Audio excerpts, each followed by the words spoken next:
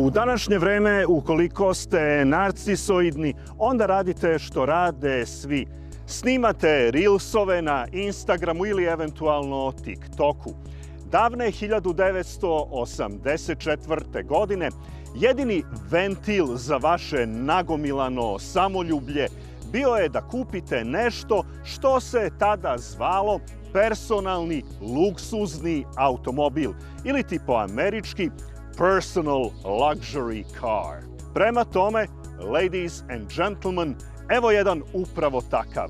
Oldsmobile Cutlass Supreme. Nebojša, šta je ispod ove haube? Ispod ove haube je motor koji je konstruisan u Buicku 1962. godine. V6 od 3800 kubika, 110 konjskih snaga, 258 Nm obrtnog momenta. Nebojša, da to prevedemo u performanse, podaci o ubrzanju i maksimalnoj brzini. Ubrzanje je od 0 do 100 15,6 sekundi, maksimalna brzina je 165 km/h.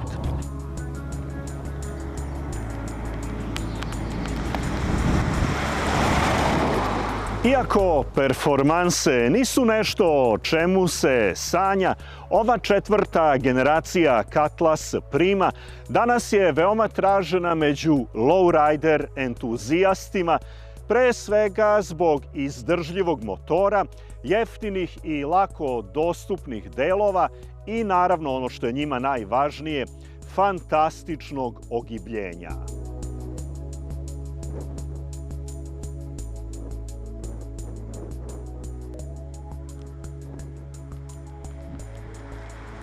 Inače, ovo Buickovo remek delo od motora prvobitno je bilo poznato pod nazivom Fireball, vatrena lopta.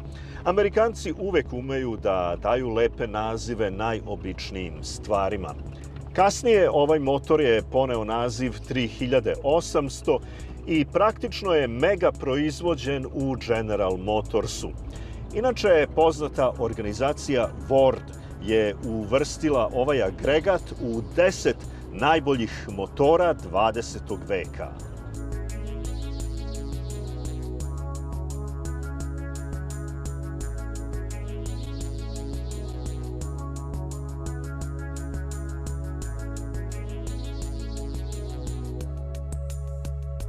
Iako, kako to dolikuje u Americi, svake godine bude neki mali restyling, jedan dizajnerski detalj je opstajao, a to je praktično još od kraja 70-ih vodopad grill.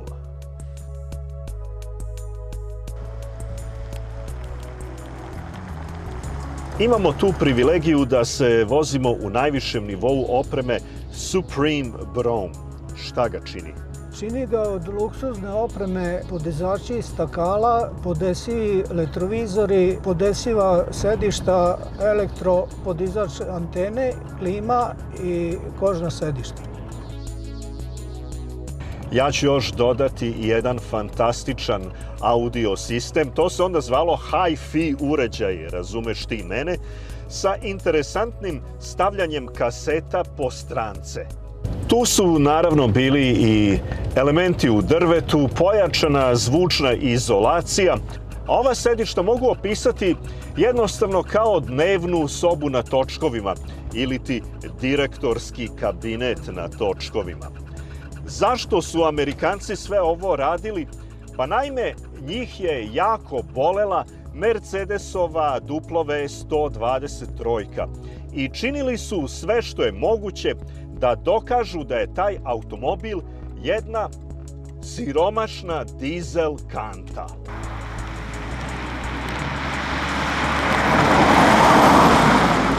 Jednostavno ne mogu naći dovoljno reči hvale za ovaj Buickov motor koji je proizvođen u ogromnim količinama i praktično je učinio da polovina 80-ih godina bude zlatno doba za Oldsmobile.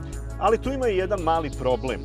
Da kažem, upravo zbog besplatnih rezervnih delova, tamo negde krajem 90-ih, upravo ova generacija svih Oldsmobilovih automobila bila je najviše kradena marka u Americi.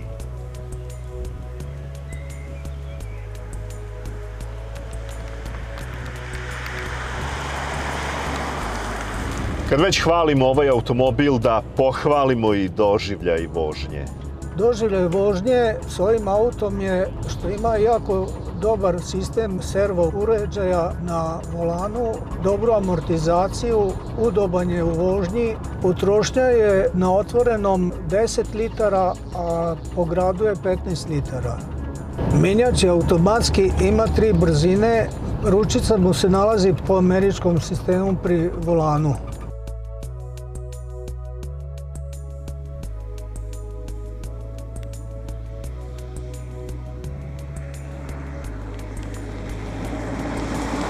Imam podatak da je prvi vlasnik ovog automobila bio jedan gospodin iz Nemačke koji je ovoga Cutlass Prima vozio do svoje 95. godine.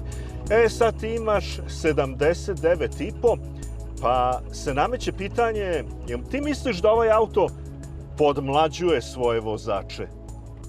Pa u svakom smislu podmlađuje vozača, ali ako ti doktori dozvole da dobijem dozvolu i dozvolu produže, ja mislim da ga vozim do 100. godine ovaj auto više nego onaj doktor Hugo iz Nemačke.